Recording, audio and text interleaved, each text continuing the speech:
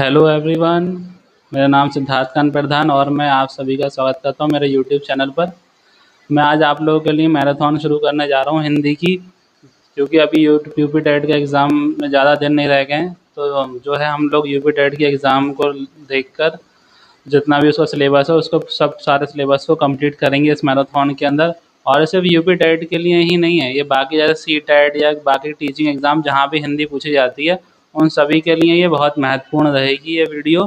तो इसको जो है पूरा शुरू से लेकर एंड तक देखिएगा। चलिए अब ज़्यादा देर न लगा कर अपनी क्लास शुरू करते हैं हम लोग।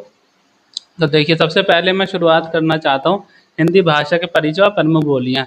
इस प्रमुख बोलियाँ से जो है डेफिनेटली क्वेश्चन आपको देखने को मिलता ही, और ये कुछ जनरल नॉलेज है एक तरीके से, तो क्वेश्चन इसमें से भी बन सकता है आप लोगों का। तो ज़रूर, क्योंकि इस बार मैंने देखा है ना कि हिंदी का जो पेपर है आप लोग देखेंगे जब लास्ट ईयर 2022 में जो पेपर हुआ था उसके बाद से अभी तक भी जो पेपर नहीं हुआ, तो जो है मुझे लगता है कहीं ना कहीं ये जो है हमारा पेपर सी टेट जैसे एग्ज़ामों से काफ़ी ज़्यादा प्रेरित रहेगा। और इसमें जैसा अब डिफ़िकल्टी लेवल आप लोग देख रहे हैं, अभी जैसे यूपी एसआई वगैरह के जैसे एग्ज़ाम्स हुए और लेखपाल का एग्ज़ाम हुआ तो उसमें जो है हिंदी अच्छे से पूछी जा रही है।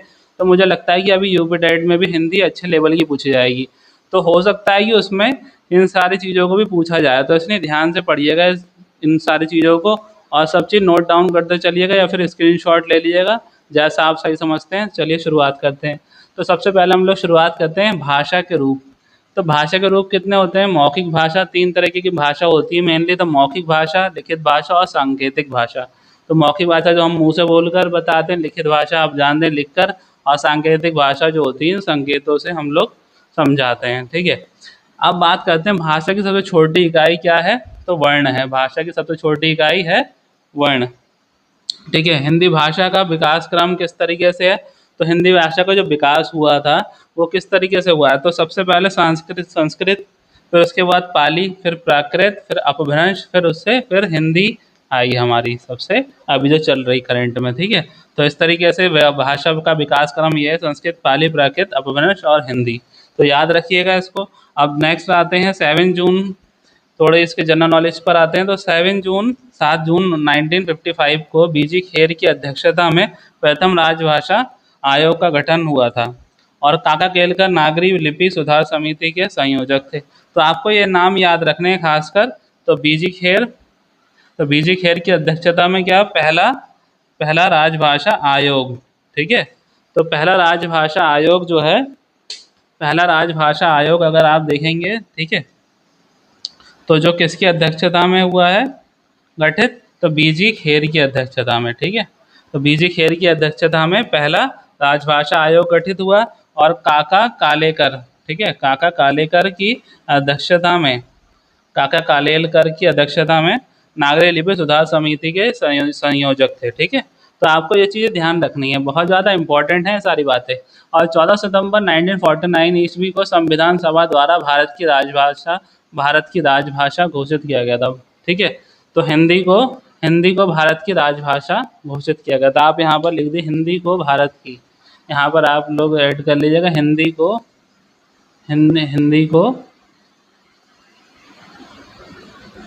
हिंदी को भारत की राजभाषा घोषित किया गया था। ठीक है, तो 14 सितंबर 1949 ईस्वी को संविधान सभा द्वारा हिंदी को भारत की राजभाषा घोषित किया गया था। कब किया गया था? तो 14 सितंबर 1949 को किया गया था। इसलिए हम 14 सितंबर, हर 14 सितंबर को हर वर्ष, ठीक है, हर वर्ष 14 सितंबर को हम लोग क्या मनाते हैं? तो क्या मनाते हैं? हिंदी दिवस मनाते हैं। तो आप ये भी ध्यान रखेंगे। तो हिंदी दिवस कब मनाया जाता है? तो 14 सितंबर को मनाया जाता है, ये आपको ध्यान रखना है। अब आप नेक्स्ट टॉपिक इस पे आते हैं हम लोग, आर्टिकल 343 का क्लॉज 1। ठीक है, आर्टिकल 343 का क्लॉज 1 किससे जुड़ा हुआ है? तो भारतीय राजभाषा हिंदी और इसकी लिपि देवनागरी होगी। तो 343 आर्टिकल 343(1) हमें क्या बताता है? बताता है कि हिंदी की राजभाषा क्या होगी? हिंदी होगी, और इसकी लिपि क्या होगी? देवनागरी होगी। तो ये आपको याद रखना है कि कौन सी लिपि है हमारी हिंदी में जिसमें हम लिखते हैं? तो देवनागरी लिपि है, और राजभाषा क्या है? हिंदी है, और आर्टिकल 343 में दिया हुआ है। तो आपको ये आर्टिकल याद रखना है। ठीक, नेक्स्ट पॉइंट पे आते हैं। तो संविधान के भाग 17 में, संविधान के पार्ट नंबर 17 में आर्टिकल 343 से लेकर 351, तो ये आपको ध्यान रखना है। तो 343 से लेकर 351 में भाषा राजभाषा का उल्लेख किया गया है। इस पूरे यहाँ से लेके 351 तक, 343 से लेकर 351 तक जो राजभाषा का उल्लेख किया गया है। और भारतीय संविधान की 8वीं अनुसूची में 22 भाषा दे रखी हैं। तो हमारे इंडियन कॉन्स्टिट्यूशन में जो है 8वीं अनुसूची में, ठीक है, कौन सी अनुसूची में, 8वीं अनुसूची में कितनी भाषाएं दे रखी हैं, तो 22 भाषाओं का उल्लेख किया गया है। ठीक है, कितनी भाषाएं हैं उसमें, आर्टिकल 8वीं अनुसूची में 22 भाषा हैं। तो देश की और हमारे यहाँ पर जो क्लासिकल लैंग्वेज जो है शास्त्रीय भाषा कितनी है, कितनी शास्त्रीय भाषाएं हैं हमारे जो कि इसमें दे रखी हैं, ठीक है, हमारे यहाँ पर तो 11 हैं। कितनी हैं, 11 शास्त्रीय भाषाएं हैं। तो ये कुछ इम्पोर्टेंट बात होगी। अब जो इसके बाद अभी लेकर आ रहा हूँ, इसके में इसी में ही कंटिन्यू कर रहे हैं हम लोग। तो अभी ये जो है प्रमुख बोलियां मैं यहाँ पर लिख कर ला रहा हूँ आप लोगों के लिए। आगे कंटिन्यू करते हैं हम लोग। तो हम लोग प्रमुख बोलियां देखते हैं। तो देखिए सोर्स, अब इसमें क्या होता है, अपभ्रंश हैं, उपभाषाएं हैं, बोलियां और बोले जाने वाले क्षेत्र। तो मैंने इस तरीके से इनको क्लासीफाई किया है। तो देखिए शॉर्ट से नहीं, अपभ्रंश जो है इसकी उपभाषा है पश्चिमी हिंदी। पश्चिमी हिंदी है जिसमें बोलियां आती हैं, खड़ी बोली जिसे हम कौरवी बोलते हैं, दूसरे ब्रजभाषा, तीसरी कन्नौजी, चौथी बुंदेली, पांचवी बांगरू या हरियाणवी भी बोलते हैं हम इसको। ठीक है, अब मेरे यहाँ पे देखना है हमें, जैसे क्वेश्चन बन सकता है जहाँ से, तो खड़ी बोली कहाँ बोली जाती है, तो मेरठ, सहारनपुर, मुरादाबाद, रामपुर, इन जगहों पर बोली जाती है। ऐसी ब्रजभाषा जो है आगरा, मथुरा, बरेली और फिरोजाबाद, यहाँ बोली जाती है। कन्नौजी, हरदोई, पीलीभीत, शाहजहाँपुर, यहाँ मेनली इन जगह पर बोली जाती है। बुंदेली, झांसी, ग्वालियर, जालौन, महोबा। और बांगरू जो हरियाणवी जो भाषा है, अम्बाला, हिसार, करनाल और रोहतक जैसी जगह पर बोली जाती है। दूसरा आता है मगधी अपभ्रंश। तो बिहारी हिंदी कहाँ कहाँ बोली जाती है, इसकी जो बोलियां हैं बिहारी हिंदी की बोलियां कौन कौन सी, मगही, मैथिली और भोजपुरी। तो आपकी फेवरेट भोजपुरी। तो अब यहाँ पर देखिए मगही कहाँ कहाँ बोली जाती है, तो पटना, भागलपुर, रांची और नालंदा। पटना, भागलपुर, रांची और नालंदा। और मैथिली कहाँ बोली जाती है, दरभंगा, वैशाली और मधुबनी। अब भोजपुरी आपकी जो फेवरेट भाषा, तो गोरखपुर, आजमगढ़, संत कबीर नगर, बनारस, मिर्ज़ापुर और देवरिया। आपका फेवरेट गाना भी यहीं से, तो वो जो गाना है गोरखपुर देवरिया में तो हर, वो वाला सॉन्ग जो है ना, तो देखिए गोरखपुर देवरिया जो है भोजपुरी बोली जाती है इन जगहों पर। ठीक है, नेक्स्ट आते हैं हम लोग अर्धमगधी अपभ्रंश में। पूर्वी हिंदी जो, तो इसमें उपभाषा है पूर्वी हिंदी। अब बोलियां इसकी हैं अवधी, बघेली और छत्तीसगढ़ी। तो ये 3 बोलियां हो गई इसकी। और इसमें जो है अवधी कहाँ कहाँ बोली जाती है, लखनऊ। ये काफ़ी, ये वाला इम्पोर्टेंट हो जाता है, इसे ध्यान से पढ़िएगा, याद रखिएगा। एक तो भोजपुरी और अवधी, इनसे क्वेश्चन देखने को मिलता है हमें ज़्यादातर। बाकी वैसे तो सारी इंपॉर्टेंट है, आ कुछ भी सकता है, ये नहीं कह रहा हूँ कि मैं ये आप पढ़ लिए और छोड़ दीजिए। पर हाँ, खासकर इन पे ध्यान दीजिएगा कि भोजपुरी और अवधी जो हैं काफ़ी इंपॉर्टेंट है, इनसे क्वेश्चन आ जाता है। जैसे पूछ लेता है कि बनारस में बोली जाने वाली बोली कौन सी है, तो वो है भोजपुरी। तो इस तरीके से आएगा क्वेश्चन। ठीक है, अवधी जो है, अवधी देखिए कहाँ कहाँ बोली जाती है, लखनऊ, प्रयागराज, सीतापुर, लखीमपुर खीरी और फैजाबाद, इन जगहों पर बोली जाती है। और बघेली जो है जबलपुर, बांदा, चित्रकूट और बालाघाट। छत्तीसगढ़ी जो है रायगढ़, बिलासपुर, दुर्ग, इन जगहों पर ये भाषा बोली जाती है। अब हम लोगों को ये चीज़ें याद कर लेनी है। ठीक है, तो आप भी करके इसे याद कर सकते हो, इसे के ट्रिपल भी कर सकते हो। जैसे खड़ी बोली को हम लोग स्मॉल जैसे के से डिनोट करें, के और एक के और ट्रिपल बी। ठीक है, के ट्रिपल बी से आप इसे एक ट्रिक बना के इसे लर्न कर सकते हो। ठीक है, के ट्रिपल बी, तो के से क्या हो गई आपकी कौरवी या खड़ी बोली, और के से कन्नौजी, और बी से ब्रजभाषा, और एक बी से बुंदेली, और बी से बांगरू। ठीक है, और यहाँ से भी। ठीक है, बी, तो एम और बी। ठीक है, तो यहाँ से हो गई मगही, मैथिली और भोजपुरी, बी से भोजपुरी। पूर्वी भाषा में हो गई आपकी ए बी सी क्या है यहाँ पर, ए से है अवधी, और बी से बघेली, सी से छत्तीसगढ़ी। तो अगर आपको ये ट्रिक पसंद आई हो तो इसको लाइक कर दीजिएगा वीडियो को, और अभी कहीं जाइएगा मत, पूरी यहाँ एंड तक, ये पूरी मैराथन है, इसे देख कर जाइएगा। ठीक है, अब हम लोग इसको आगे कंटिन्यू करते हैं। अब नेक्स्ट टॉपिक पर आते हैं हम लोग। तो ये ट्रिक आप लोग नोट कर लीजिएगा, ठीक है, कहीं पर भी ये ट्रिक नोट करके रख लेना, ठीक है, जिससे कि आप लोग भूलेंगे नहीं। चलिए अब कंटिन्यू करते हैं हम लोग आगे। चलिए अब वर्णमाला शुरू करते हैं हम लोग। वर्णमाला से काफ़ी क्वेश्चंस आपके आते हैं, ठीक है, तो इसको ध्यान से पढ़िएगा। देखिए अब इसमें जो है पहले स्वर देख लेते हैं। स्वर को हम लोग क्या बोलते हैं? अच बोलते हैं। स्वर कितने, स्वरों की संख्या कितनी होती है? 11 स्वर होते हैं और इसे अच भी बोला जाता है, ध्यान रखिएगा। एक एक चीज़ जो मैं बता रहा हूँ उसको ध्यान से पढ़िए, और अगर नोट कर सकें तो नोट करते जाइए इस चीज़ को। देखिए स्वर को हम लोग अच बोलते हैं, 11 संख्या में होते हैं। अब इसको 3 भाग में हम लोग बांट देते हैं। तो ह्रस्व स्वर जिसे कहते हैं लघु स्वर, लघु स्वर भी बोलते हैं, ह्रस्व स्वर भी बोलते हैं, दीर्घ स्वर भी बोलते हैं इसको, और गुरु स्वर होते हैं, और ये स्वर संधि स्वर भी बोलते हैं, पल्लव स्वर, 3 तरीके के होते हैं। अब इसमें जो होते हैं ह्रस्व लघु स्वर जो है 4 होते हैं, छोटा आ, छोटी, छोटा ऊ और री, ठीक है। तो ह्रस्व स्वर जो हैं वो छोटा आ, छोटी ई, छोटा ऊ और री हैं। और दीर्घ स्वर की संख्या कितनी है? 7 है। बड़ा आ, बड़ी ई, बड़ा ऊ, ए ओ, ए ओ और ओ, ठीक है। तो ये 7 जो हैं आपके दीर्घ स्वर हैं।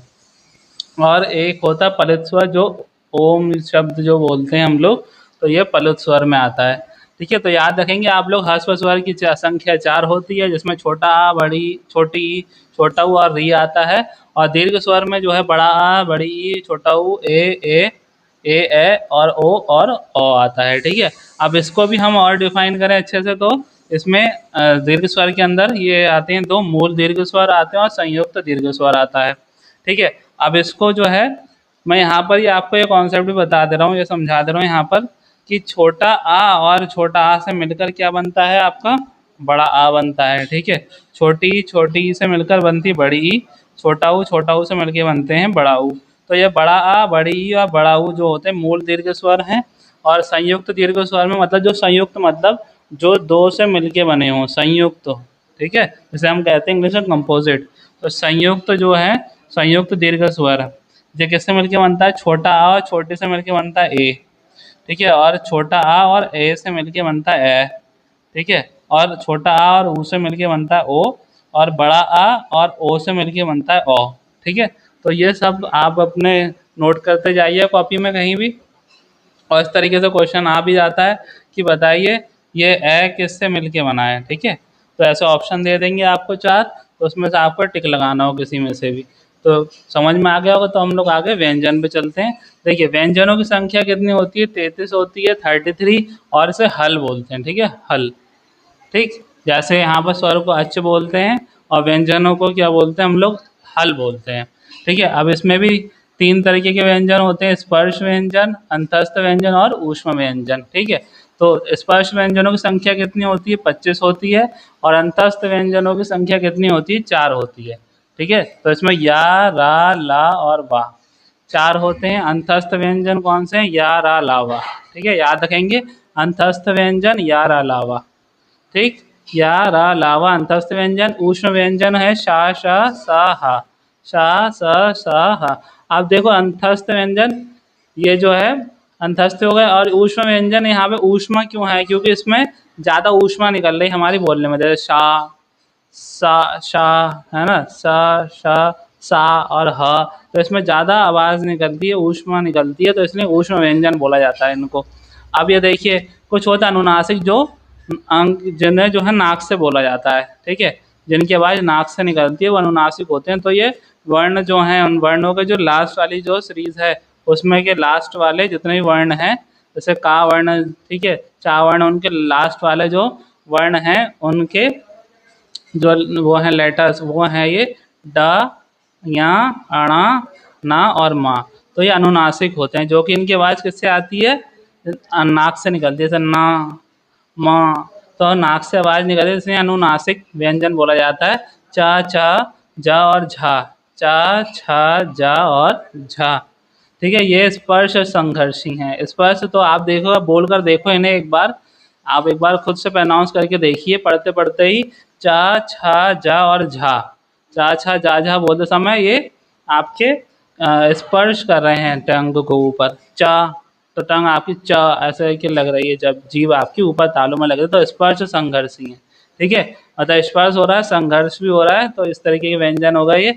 अब शाह सा साहा ऊष्म संघर्षी भी बोलते हैं, ठीक है, शाह शाह शाह को ऊष्म संघर्षी बोलते हैं और ऊष्म व्यंजन भी बोलते हैं। डा और ढा को हम लोग द्विगुण वर्ण भी बोलते हैं। डा और ढा जो होता है द्विगुण वर्ण बोलते हैं, उत्क्षिप्त वर्ण भी बोलते हैं, ताड़न जात भी बोलते हैं इनको। ठीक है, तो ये सारी चीज़ें, ये मैं आपको इम्पोर्टेंट सारी चीज़ें बता रहा हूँ। ठीक है, तो आप लोग नोट करते चलिएगा। रा जो है इसको हम लुंठित व्यंजन बोलते हैं। रा को क्या बोलते हैं? लुंठित व्यंजन बोलते हैं। और ला को क्या बोलते हैं? पार्श्विक व्यंजन बोलते हैं। अब हम लोग इसके आगे देखते हैं, इसमें वर्णमाला के अंदर आइए अब हम लोग देखते हैं जीभ के प्रयोग के आधार पर स्वरों का वर्गीकरण। तो जीभ के आधार पर स्वरों का वर्गीकरण इस तरीके से किया गया। अग्रभाग मतलब जीभ के आगे वाले पार्ट से, और मध्य भाग जीभ के मध्य भाग से, और पीछे वाले भाग से भी जीभ के। तो अग्रभाग से जो स्वर का वर्गीकरण इस तरीके से किया गया है, छोटी ई, बड़ी ई, ए और ए। ठीक है, तो ये जो है हमारे, जब बोलते हैं हम छोटी ई, तो ये जो है आगे वाले पार्ट से आवाज़ निकलती है। ठीक है, टकराती है आवाज़, तो वहाँ से उच्चारित होते हैं ये। ठीक है, तो ई बोल कर देख लीजिए आप खुद से। तो छोटी ई ए, तो जो है किससे आवाज़ आ रही? आगे वाले भाग से। अब मध्य भाग से बोल कर देखिए तो ये जो है मध्य भाग से आवाज़ आ रही है। पश्चिम भाग से जो है जब आप पूरा मुंह खोल रहे हैं ठीक है, ऊ, बड़ा ऊ, ओ, तो जो है अंदर से आवाज़ आ रही है, तो ये हो गया हमारा पश्चिम भाग से। अब ऐसे मुखाकृति के आधार पर स्वरों का वर्गीकरण। मुखाकृति मतलब आप मुंह जिस तरीके से बनाएंगे तो उस तरीके से, मतलब मुख आकृति, तो ये बना है मुखाकृति। तो संवृत मतलब यहाँ पर उच्चारण में कम मुख खुलता है, मुंह थोड़ा कम खुलता है इसमें। तो ये हो गई छोटी ई। जब आप बोलिए छोटी ई तो पूरा मुंह नहीं खुल रहा है, ई। ठीक है, ऊ पूरा मुंह नहीं खुल रहा है, ठीक है, कम मुंह खुलता है। तो ई, बड़ी ई, ऊ और ऊ, बड़ा ऊ। ठीक है, तो संवृत हो गया। अब अर्ध संवृत में क्या होता है? उच्चारण में संवृत से थोड़ा अधिक मुंह खुलता है, इसमें थोड़ा अधिक मुंह खुलता है। जैसे ए, थोड़ा बड़ा मुंह खुला, ए, और ओ, तो थोड़ा बड़ा मुंह खुला। ठीक है, तो अर्ध संवृत होते हैं ये वाले। अब विव्रत में जो होता है उच्चारण में मुख सबसे अधिक खुलता है। इनके सभी एक ही है, वैसे भी है। विव्रत जो है बड़ा आ, या तो बोलते हैं आ, तो सबसे बड़ा मुंह खुला है यहाँ पर सबसे ज़्यादा, तो ये विव्रत हो गए। अर्धविव्रत में जो होता है, विव्रत से तो कम खुलता है, विव्रत से थोड़ा कम खुलेगा, और संवृत से थोड़ा अधिक खुलता है मुंह इसमें। तो आप देखेंगे ऐसे बोलकर उच्चारित करके देखिए, तो ऐसा नहीं आ नहीं होगा। ठीक है, तो इसने कहा विव्रत से कम और संवृत से ज़्यादा। तो आ, ए और ओ। ठीक है, ओ। ठीक है, आ, ए और ओ। ठीक है, तो ये अर्धविव्रत हो गए। अब इसमें आता है नेक्स्ट, हम लोग देखते हैं ओष्ठ प्रयोग के आधार पर, मतलब होठ के प्रयोग के आधार पर। होठ, ठीक है, ओष्ठ मतलब होठ। तो आप जैसे बोलेंगे ओ, ऐसे मुंह बना के बोलेंगे, तो जो है होठ अगर गोल है तो इसे कहेंगे व्रतमुखी। व्रतमुखी मतलब गोल। ठीक है, जब हम बोलेंगे ओ करके, ओ ऐसे करके बोलेंगे, तो यहाँ पर देखिए छोटा ऊ, ठीक है, बड़ा ऊ, ऐसे ओ और ओ। तो ये जो हमने कैसा मुंह बनाया, हमारे होठ होठ कैसे दिख रहे हैं? ओ, गोल आकार में। ठीक है, तो व्रतमुखी हो गया। अब व्रतमुखी क्या हो गया? अर्धव्रत मतलब थोड़ा आधा व्रत बनेगा, तो तो हमने आधा बनाया, आ, ई, बड़ी ई। ठीक है, बड़ी ई हो गई, बड़ी ई, और ए और ए। ठीक है, तो ये हमारा जो है वर्गीकरण हो गया स्वरों का। अब व्यंजनों का देखते हैं, व्यंजनों को किस तरीके से हम उच्चारित करते हैं, अब उनको देखते हैं। लोगों ने स्वरों का उच्चारण देखा था, और उस अभी मैं कह रहा था कि व्यंजनों का उच्चारण देखने से पहले हम लोग अभी पहले थोड़ा व्यंजन के बारे में देख लेते हैं। ठीक है, तो संयुक्त व्यंजन जो है वो है मेन छ, त्र, ज्ञ और श। ठीक है, तो ये संयुक्त व्यंजन है, जो कि छा किससे मिलके बनता है? संयुक्त का मैंने आपको बताया संयुक्त स्वर थे, वैसे संयुक्त व्यंजन है ये। तो छा जो है का और शा से मिलके बनता है। अभी नीचे जो लगा है हलंत, इसका मतलब ये होता है कि ये जो है आधे बोले जाएंगे। ठीक है, आधा बोला जाएगा, क और श ऐसे बोला जाएगा, पूरा शा भी नहीं बोलेंगे। ठीक है, तो छा किससे मिलके बना है? का, क और श से। ठीक है, और ये त्र किससे मिलके बना है? त और र से, ठीक।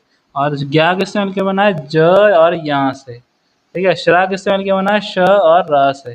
तो आप ये ध्यान रखेंगे सब, ठीक है। संयुक्त व्यंजन जो है ये 4 हैं, छ, त्र, ज्ञ और श्रा, ठीक। इतनी बात क्लियर है। अब आगे चलते हैं, प्राणवायु या उच्चारण के आधार पर व्यंजनों का वर्गीकरण। तो प्राणवायु और उच्चारण के आधार पर व्यंजनों का वर्गीकरण इस तरीके से किया गया है।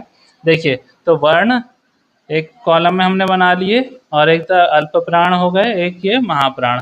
तो अल्प प्राण कौन से हैं? जो कि का वर्ण के फर्स्ट, थर्ड और फिफ्थ वाले सीरीज के जो हैं वो सारे वर्ण हैं। ये महाप्राण जो है 2 और 4। आपको ऐसे याद रखना है। अल्प प्राण ऐसे आपको, अगर हिंदी के ये जो पूरी हिंदी वर्णमाला अगर आपको याद नहीं है या याद कर लें, इससे अच्छा तो याद कर लीजिए पूरी, ठीक है। और जिससे कि आपको बेनिफिट ये मिलेगा कि आप डायरेक्ट अगर माइंड में अपने ये चीज़ ध्यान रख सकते हैं कि अल्प प्राण 1, 3, 5 वाली सीरीज जो होगी किसी भी वर्ग में, जैसे का वर्ग की, चा वर्ग की, टा वर्ग की, ता वर्ग की, और ये पा वर्ग की, ठीक है। तो पा वर्ग की और इन सारे वर्ग की जो भी है, तो फर्स्ट, थर्ड और फिफ्थ सीरीज के जो भी वर्ण होंगे वो अल्प प्राण में आएंगे, और 2 और 4 सीरीज के जो होंगे वो महाप्राण में आएंगे, ठीक है। तो आपको ये याद कर लेना है, जैसे कि आप लोग अपने माइंड में ही ऐसे आंख बंद करके भी सोच सकते हैं कि 1, 3, 5 वाले जो होंगे वो होंगे आपके अल्प प्राण, 2 और 4 वाले जो होंगे महाप्राण होंगे। अब इसमें ये चीज़ और ऐड कर देते हैं कि जो है अंतस्थ व्यंजन अल्प प्राण में होते हैं यारा लावा और सारे स्वर, जितने भी स्वर हैं वो प्लस यारा लावा और अल्प 1, 3, 5। तो ऐसे याद रखेंगे 1, 3, 5 और यारा लावा और सभी स्वर, जितने भी स्वर हैं सब अल्प प्राण के अंदर आएंगे, ठीक है, अल्प प्राण में। अब महाप्राण में जो है 2 और 4 वाली सीरीज और जो है ऊष्म व्यंजन जो होंगे इसके अंदर ऐड होंगे, तो सा, शा, सा और हा, ठीक है। तो ये 4 ये और ये 2 + 4। तो बस ये याद रखना है आपको। या तो देखो सबसे इजी ऐसा याद करना है आप लोगों को, आप या तो महाप्राण याद कर लो, ठीक है, या तो अल्प प्राण याद कर लो। तो बस एक साइड वाले कोई से भी याद कर लो, बाकी तो वो सारे उसी में आएंगे। तो इस तरीके से मैंने भी याद किया था और आप लोग भी इसी तरीके से याद कर सकते हैं कि महाप्राण वाले अगर ये कम है तो आप इन्हीं को याद कर लो। तो 2 और 4 वाले महाप्राण है, 2 और 4 सीरीज, बाकी सारे जो होंगे आपके अल्प प्राण में आएंगे, ठीक है। और इसका ये याद कर लीजिए, इसमें कम भी हैं तो शा, शा, सा, हा है। तो बस इतना आपको इतना याद कर लीजिए, बाकी तो सारे किस में जाएंगे? अल्प प्राण में। अब हम लोग जो है इसको आगे और कंटिन्यू करते हैं। आइए अब आगे देखते हैं हम लोग। तो एक बात और मैं बता देना चाहता हूँ आप लोग को। देखिए, या और वाह को जो है ना हम लोग क्या बोलते हैं? अर्धस्वर बोलते हैं। ये नोट कर लीजिए कहीं भी अपनी कॉपी में, ठीक है। अब देखिए आगे चलते हैं। स्वर घोषत्व या तंत्र, घोषत्व तंत्री में कंपन के आधार पर व्यंजनों का वर्गीकरण। तो जिसे हम कहते हैं अघोष और सघोष वर्ण जो होते हैं। तो क्वेश्चन इस तरीके से भी आता है आपका कि सघोष वर्ण और अघोष वर्ण में आपको क्वेश्चन इस तरीके से दे देंगे, भाई बताइए कि कौन सा वाला वर्ण जो है अघोष में आता है, कौन सा वर्ण सघोष में आता है। तो 4 ऑप्शन दे देंगे, उसमें से आपको टिक लगाना होगा, ठीक है। इस तरीके से क्वेश्चन बनेगा। तो हम लोग देखते हैं। तो का वर्ण जो है, ठीक है, का वर्ण का वर्ग में जो है अघोष में जो है 1 और 2 सीरीज वाले आते हैं, और सघोष में जो है 3 और 4 वाले आते हैं, 3, 4, 5 वाले आते हैं, ठीक है। तो आपको इसी तरीके से जैसे मैंने उसमें याद किया है महाप्राण और अल्प प्राण में आपको जैसे याद करवाया कि आप कोई सा भी एक साइड वाला याद कर लीजिए, दूसरे साइड वाले सारे वही होंगे। तो इस तरीके से आप इसमें भी याद कर सकते हैं, ठीक है। तो चा वर्ग वाले चा और छा और सा अघोष होंगे, और बाकी ये जो ज झ और यहाँ जो होंगे ये जो होंगे सघोष होंगे। तो इसी तरीके से आप इसको, मैं बात थोड़ा ज़्यादा लंबा वीडियो हो जाएगा तो इसलिए मैं जो है सब आप देख लीजिएगा इसमें। और इसमें 2 है, यहाँ से बस एक चीज़ और बता दूँ कि सा, शा और सा, सा, सा और सा जो है इसमें होता है अघोष में, ठीक है।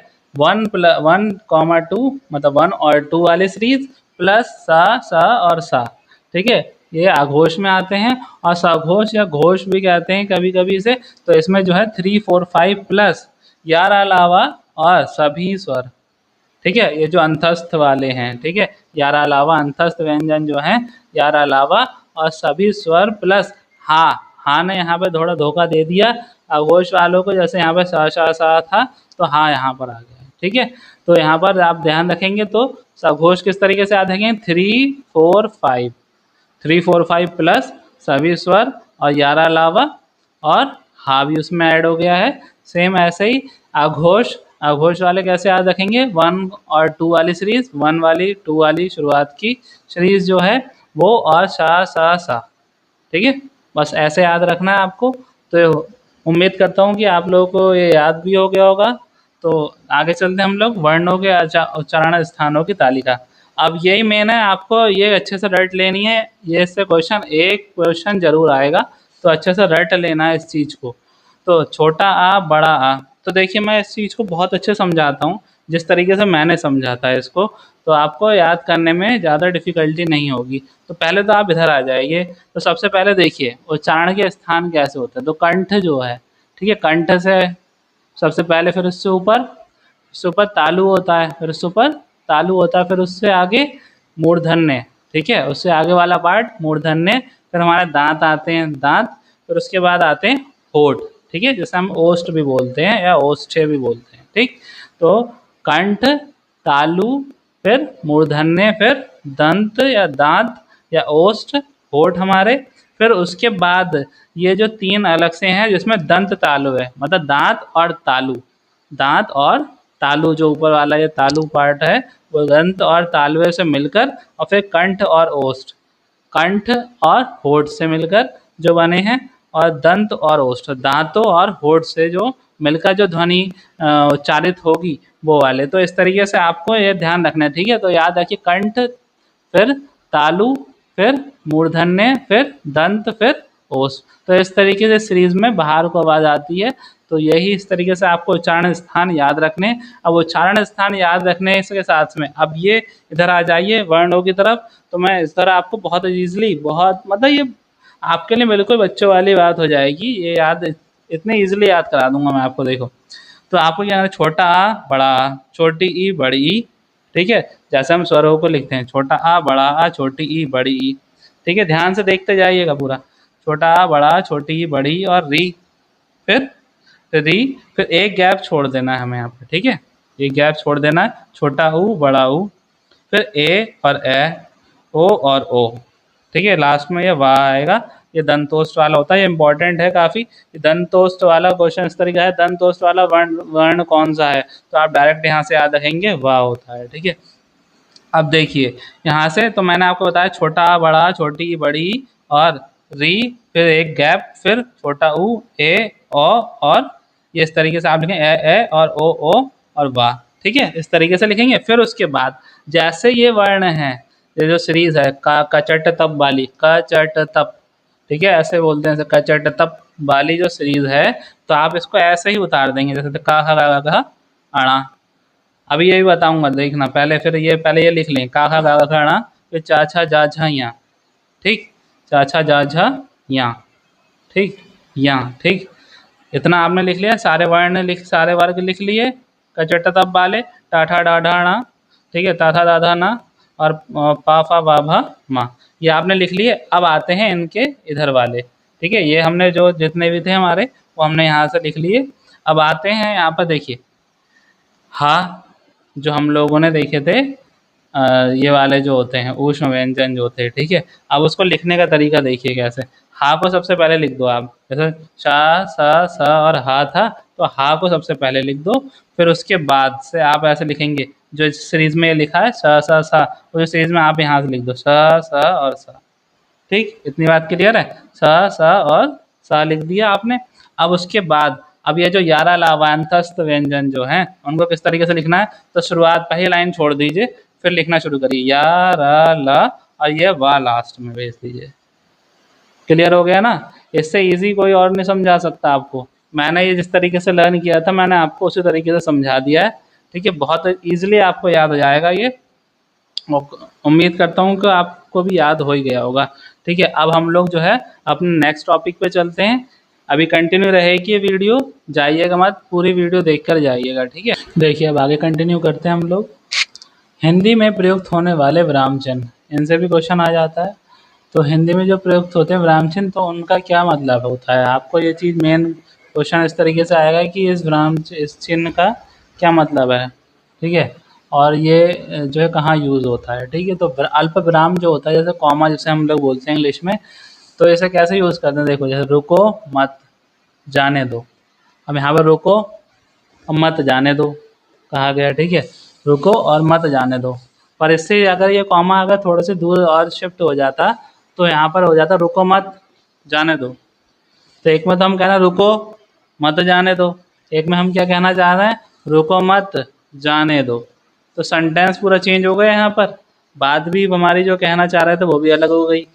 तो ये जो अल्प विराम का इस तरीके से हम यूज़ करते हैं।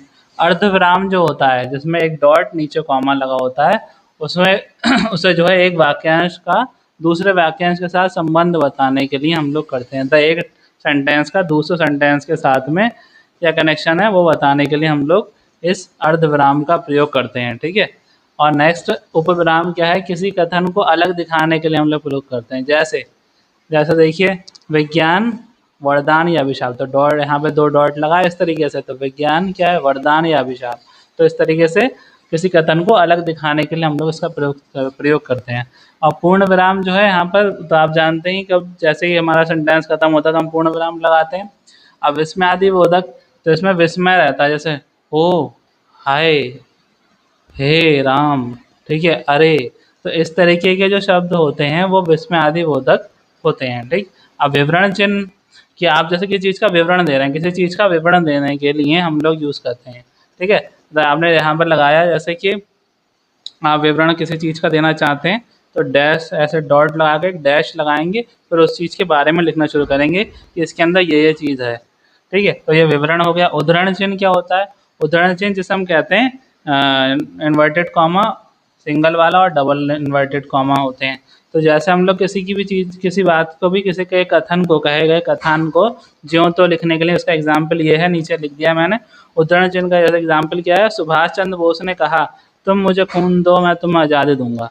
तो इस तरीके से तो हमने किसमें इन्वर्टेड कॉमा में इसे क्लोज कर दिया इनके कहे गए कथन को, जिससे कि हाईलाइट हो रहा है अच्छे से, ठीक है। अब योजक चिन्ह की अगर बात कर लूँ मैं, योजक चिन्ह जो होता है इस तरीके से यूज़ होता है। देखिए, या तो देखिए सेम वर्ड्स में जो उनके समानार्थक मीनिंग होंगे, जैसे कपड़ा लत्ता, कपड़ा लत्ता। अब कपड़ा भी और लत्ता भी दोनों एक ही हैं, समानार्थक हैं। ऐसे धन और दौलत, धन और दौलत सेम है, समानार्थक शब्दों के बीच में योजक चिन्ह लगता है। और समान संज्ञा जो है, तो गांव गांव, उनके बीच में भी जैसे आप कोई बात कहना चाहते हैं तो गांव गांव, तो गांव गांव जाकर हम लोगों को जो है वोट वो करने पड़ते हैं, है ना। जैसे SIR करना पड़ता है, या फिर जो मतलब कोई भी एग्जाम्पल आप ले लो यहाँ पर, ठीक है, सेंसस करने पड़ते हैं गांव गांव जाकर। पानी वानी, मतलब एक आर्थक शब्द है एक निरर्थक है, ठीक है। एक सार्थक है और एक निरर्थक शब्द है। जैसे पानी सार्थक और वानी निरर्थक, कोई मतलब ही नहीं उसका, तो हम ऐसे बोल देते हैं ना, यार पानी वानी तो पिलाओ उनको, तो पानी वानी, ठीक है। और ऐसे पढ़ना लिखना, तुम्हें कुछ पढ़ना लिखना नहीं है, तो इस तरीके के जो शब्द होते हैं उनमें क्या लगाते हैं हम लोग, योजक चिन्ह लगाते हैं। अब त्रुटि बोधक चिन्ह कौन से होते हैं, त्रुटि बोधक चिन्ह वो होते हैं जैसे कोई मिस्टेक हो जाती है तो हम लोग यहाँ पर ऐसे लिख देते हैं, जैसे मैं यहाँ पे कोई चीज़ भूल जाता जैसे, ठीक है, तो मैं कहता सुभाष चंद्र बोस ने ना ने हटा देता, तो मैं ऐसे यहाँ एरो लगा के ने ऊपर लिख देता, ठीक है। तो हम जो है त्रुटि बोधक चिन्ह इस तरीके से यूज़ करते हैं। तो आपने देख लिया ये सारे इंपॉर्टेंट जितने भी पूछे जाते हैं वो मैंने सब यहाँ पर लिख दिए हैं आप लोगों के लिए, विराम चिन्ह जितने भी हो सकते हैं, ठीक है। अब हम लोग आगे कंटिन्यू करते हैं, चलिए अपने नेक्स्ट टॉपिक पे चलते हैं। चलिए अब आगे चलते हैं, अब देखते हैं हम लोग शब्द रचना, इसी का ही टॉपिक है उपसर्ग और प्रत्यय। तो पहले हम लोग इसकी कुछ इंपॉर्टेंट बातें देख लेते हैं, फिर आगे चलते हैं, उपसर्ग प्रत्यय वगैरह भी पढ़ेंगे। तो देखिए, सामान्यतः शब्द के 2 प्रकार होते हैं, ठीक है। शब्द जो होते हैं 2 प्रकार के होते हैं, एक सार्थक शब्द होते हैं और एक निरर्थक शब्द होते हैं। सार्थक शब्द वो होते हैं जिनका स्पेसिफिक मीनिंग होता है, और निरर्थक शब्द जिनका कोई भी अर्थ नहीं होता है वो निरर्थक शब्द कहलाते हैं। अब प्रयोग या रूप के आधार पर शब्द भेद, तो ये क्वेश्चन ऐसे ज़रूर बहुत क्वेश्चन आने के चांसेस होते हैं कि, और आते भी हैं। अभी आप देख लो उठाकर प्रीवियस ईयर पेपर या फिर कोई भी यूपी के जो भी एग्ज़ाम्स होते हैं उनमें तो अक्सर पूछा जाता है, इनमें से क्वेश्चन ज़रूर आता है, और टीचिंग एग्ज़ाम में तो आते ही हैं। तो प्रयोग या रूप के आधार पर शब्द भेद, ठीक है, प्रयोग या फिर रूप के आधार पर शब्द भेद किस तरीके से होते हैं। तो विकारी शब्द, ठीक है, विकारी शब्द जो होंगे वो संज्ञा, सर्वनाम या क्रिया या विशेषण। ठीक है, संज्ञा, सर्वनाम या क्रिया या फिर विशेषण जो है ये विकारी शब्द हैं। संज्ञा, सर्वनाम, क्रिया, विशेषण विकारी शब्द हैं। ठीक है, क्योंकि इनके रूप में लिंग, वचन और कारक के आधार पर परिवर्तन किया जा सकता है। ठीक, तो विकारी शब्द समझ में आ गया आपको कौन से होंगे? संज्ञा, सर्वनाम, क्रिया और विशेषण विकारी शब्द होंगे। अब ये क्यों होंगे? क्योंकि इनके जो है आधार, इनके जो है रूप में, इनके रूप में लिंग, वचन और कारक के आधार पर परिवर्तन किया जा सकता है। ठीक है, अब चलते हैं हम लोग अविकारी शब्द कौन से कहलाते हैं। तो क्रिया, विशेषण, संबंध बोधक या समुच्चय बोधक या विस्मय बोधक, ये चारों अविकारी शब्द हैं क्योंकि इनके मूल रूप में लिंग, वचन और कारक के आधार पर परिवर्तन नहीं किया जा सकता। इनके जो है मूल रूप में परिवर्तन नहीं किया जा सकता, तो वो क्या, कौन शब्द कहलाएंगे? अविकारी शब्द कहलाएंगे। अब देखते हैं व्युत्पत्ति या फिर रचना के आधार पर। ऐसे क्वेश्चन आएगा कि रचना के आधार पर शब्द कौन कौन से होते हैं, तो उसमें 4 ऑप्शन देंगे और उनमें से कोई एक इनमें से उठाकर दे देंगे ऑप्शन आपको, तो उसमें से आपको टिक लगाना पड़ेगा। तो अब देखते हैं, तो ऋण मेनली इसमें 3 होता है रचना के आधार पर, व्युत्पत्ति के आधार पर ऋण, यौगिक और योग ऋण। ऋण शब्द वो होते हैं जिनका कोई सार्थक खंड नहीं किए जा सकते, जिनके सार्थक खंड नहीं किए जा सकते, जैसे आज, कल, नल आदि इस तरीके के। और यौगिक वो होंगे जो 2 या 2 से अधिक सार्थक शब्दों से मिलकर बने होंगे, जैसे विद्या प्लस आलय, पुस्तक प्लस आलय। ठीक है, इस तरीके के जो शब्द होंगे जो 2 या 2 से अधिक शब्दों से मिलकर बने होंगे। अब योग ऋण वो हो गए। योग ऋण कौन से शब्द कहलाएंगे? ये अपने सामान्य अर्थ को ना प्रकट करके कोई विशेष अर्थ प्रकट करते हैं। ठीक है, मतलब अपना जो उनका खुद का अर्थ है वो नहीं प्रकट करके ये दूसरा कोई अर्थ प्रकट करते हैं, जैसे कि दशानन। ठीक है, दशानन हो गया जैसे, तो दशानन मतलब जिसके 10 हैं आनन, जिसके 10 सिर हैं। ठीक है, तो मतलब ऐसे शब्द क्या कहलाएंगे? योग ऋण कहलाएंगे। अब हम लोग आगे कंटिन्यू करते हैं। तो उत्पत्ति या स्रोत के आधार पर शब्द भेद। उत्पत्ति या स्रोत के आधार पर शब्द भेद 4 होते हैं, जिसमें आते हैं तत्सम शब्द होते हैं, तद्भव शब्द होते हैं, देशज शब्द होते हैं, विदेशज शब्द होते हैं। अब तत्सम शब्द वो होते हैं संस्कृत भाषा के शब्द ही हैं ये सारे, तो संस्कृत भाषा से मिले हमें। और तद्भव शब्द वो हैं जो संस्कृत और प्राकृत से विकृत होकर हिंदी में आए। संस्कृत और प्राकृत से जो है विकृत होके और हिंदी में आ गए हैं। ठीक है, और विदेशा शब्द वो हैं देश में जन्म लेने वाली भाषा से उत्पन्न हुए शब्द होते हैं।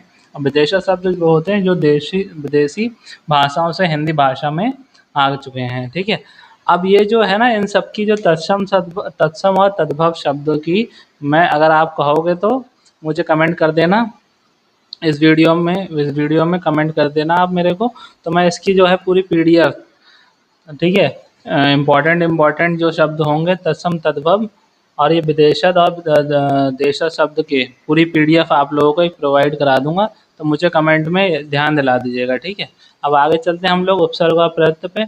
उपसर्ग और प्रत्यय पे भी देखिए, तो उपसर्ग देखिए, उपसर्ग जो होते हैं ना, वो सिंपली आप समझें तो जो मूल शब्द में जो है लगकर, पहले लगकर, मूल शब्द से पहले लगकर क्या करते हैं, ये अर्थ में विशेषता उत्पन्न करते हैं, उस शब्द के अर्थ में विशेषता उत्पन्न करते हैं। जैसे देखिए, प्रति प्लस एक, प्रत्येक हो गया। ठीक है, प्रति प्लस एक क्या हो गया? प्रत्येक। तो मैंने बहुत इम्पोर्टेंट आपके लिए लिखे हैं, जितने भी लिखे हैं ना उपसर्ग, तो वो सारे इम्पोर्टेंट वाले हैं। ये एज इट इज़ आपको एग्जाम में मिल सकते हैं, क्योंकि ये सारे मैंने वही लिए हैं जो प्रीवियस ईयर में आ चुके हैं।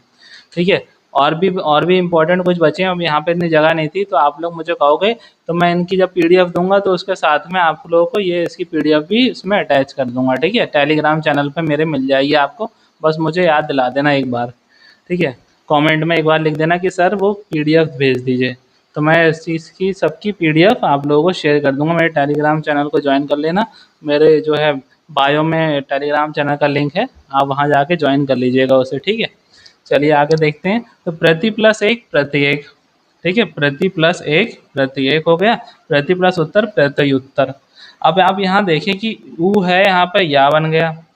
ठीक है, प्रति प्लस अक्ष, तो प्रति अक्ष हो गया, या आ गया। तो ये ऐसा होता क्यों है? तो ये संधि जब हम पढ़ेंगे ना, तब उसमें आप लोगों को पता चलेगा कि आखिर ऐसा क्यों होता है।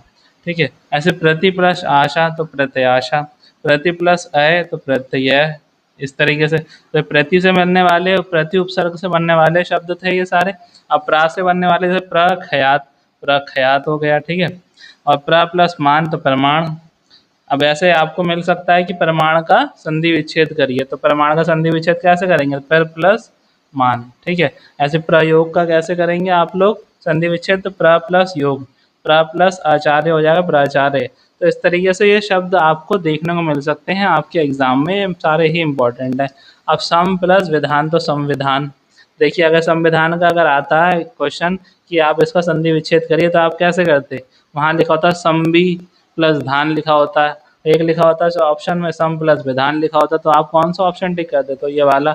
अब अगर आपको नहीं पता होता कि इस तरीके से इसका संधि विच्छेद होता है या इसमें सम वाला प्रत्यय उपसर्ग लगा है, तो आप लोग कौन सा गलत भी टिक मार सकते हैं। तो इसलिए इन सबको समझ कर जाइएगा। मैं सारे और भी इम्पोर्टेंट वाले आपको PDF प्रोवाइड करा दूंगा, उसको पढ़ के जाइएगा एग्जाम से पहले। सम प्लस हार तो संहार, सम प्लस कल्प तो संकल्प। देखिए बिल्कुल डिफरेंट चेंज हो जा रहा है। सम प्लस हार संहार, सम प्लस का संकल्प, सम प्लस कृत संस्कृत, सम प्लस कृत, ये देखिए सबसे इम्पोर्टेंट, सम प्लस का संस्कृत। संस्कृत का कैसे करेंगे संधि विच्छेद? सम प्लस कृत। अब देखिए अधि से बनने वाले शब्द, अधि प्लस अक्ष अध्यक्ष, अधि प्लस अक्ष अध्यक्ष। देखिए बिल्कुल डिफरेंट हो जा रहा है। अध्यक्ष का अगर मैं आपसे पूछता अभी तो आप लोग क्या बताते हो उसका? अधि प्लस यक्ष बता देते हैं, है ना। अधि प्लस आदेश तो अध्यादेश हो गया, अधि प्लस अयन तो अध्ययन हो गया। तो ऐसे ही हम लोग अभी उपसर्ग पढ़ लिया, अब इसको प्रत्यय पर आते हैं। अब इसको कंटिन्यू करते हैं प्रत्यय के लिए, ठीक है। आइए अब हम लोग प्रत्यय के बारे में जान लेते हैं। तो जो शब्दांश मूल शब्दों के अंत में जुड़कर नए शब्दों का निर्माण करते हैं उन्हें प्रत्यय कहते हैं, ठीक है। जो भी शब्दांश शब्द के अंत में जुड़कर नए शब्दों का निर्माण करते हैं उन्हें प्रत्यय कहते हैं, ठीक है। जैसे लड़ प्लस आकू लड़ाकू, ठीक है। यहाँ पर प्रत्यय क्या है? आकू, ठीक है। तो लड़ाकू बन गया है इससे। अब प्रत्यय के दो भेद होते हैं, कृत्य प्रत्यय और तद्धित प्रत्यय। अच्छा, कृत्य प्रत्यय क्या होता है? क्रिया अथवा धातु के अंत में, क्रिया अथवा धातु के अंत में जो प्रत्यय लगाए जाते हैं, जो प्रत्यय लगाए जाते हैं उन्हें कृत्य प्रत्यय कहते हैं, ठीक है। संज्ञा और विशेषण शब्दों का निर्माण करते हैं ये क्या करते हैं? संज्ञा और विशेषण शब्दों का निर्माण करते हैं। और कृत्य प्रत्यय के मेल से बनने वाले शब्दों को कृदंत कहते हैं। ये इंपॉर्टेंट क्वेश्चन बन जाएगा एक कि कृदंत किसे कहते हैं। तो हम उसका आंसर हमें तो आता है तो हम इसे इजीली दे सकते हैं। तो कृत्य प्रत्यय के मेल से जो शब्द बनते हैं उन्हें कृदंत कहते हैं, ठीक है। जैसे अब एग्जाम्पल देख लेते हैं कुछ हम लोग। तो देखिए आकू से बना है लड़ाकू, जैसे वो लड़ाकू था वैसे ही पढ़ाकू। जैसे हार, ऐसे इसमें हमने जोड़ दिया होनहार। कुछ शब्द आप लोग खुद से बनाकर देखिए। होनहार, ठीक है, हार से बना होनहार, ठीक है। पालनहार बन सकता है। अना से योजना, परियोजना, ठीक है। और जैसे खाना, ना से बन गया खाना, है ना। पढ़ाना, नहाना, तो इस तरीके शब्द बन जाएंगे। नयन, ठीक है। तो इस अन से क्या बन गया? न यन, ठीक है। तो इस तरीके के जो है इसे हम क्या कहते हैं? प्रत्यय। तो ये वाले कौन सा होता है? कृत्य प्रत्यय के एग्जाम्पल हो गए। अब देखते हैं तदित्य प्रत्यय क्या होता है। तदित्य प्रत्यय होता है संज्ञा, सर्वनाम और विशेषण शब्दों के अंत में लगने वाले प्रत्यय। संज्ञा, सर्वनाम और विशेषण शब्दों के अंत में लगने वाले प्रत्यय या शब्दांशों को तदित प्रत्यय कहते हैं, ठीक है। तो संज्ञा, सर्वनाम, विशेषण शब्दों के अंत में लगने वाले प्रत्यय को तदित प्रत्यय कहते हैं। जैसे त्वा, तो बंधुत्व, ठीक है, त्व, तो बंधुत्व, बंधु प्लस त्व, बंधुत्व। ता से तो शत्रु प्लस ता, शत्रुता। ये प्लस भारत प्लस ये से क्या बनेगा? भारत प्लस ये, तो भारतीय बन जाएगा। तो इस तरीके के जो है क्या कहलाएंगे? तदित प्रत्यय कहलाएंगे। तो आपने प्रत्यय समझ लिया अच्छे से। अब जो है हम लोग जो है इस टॉपिक को अभी यहीं पर एंड करते हैं। मैं अगली वीडियो जो लाऊंगा इसमें भी ऐसे 3-4 टॉपिक करके कंप्लीट करा दूंगा। तो ये मैराथन इसी तरह चलती रहेगी।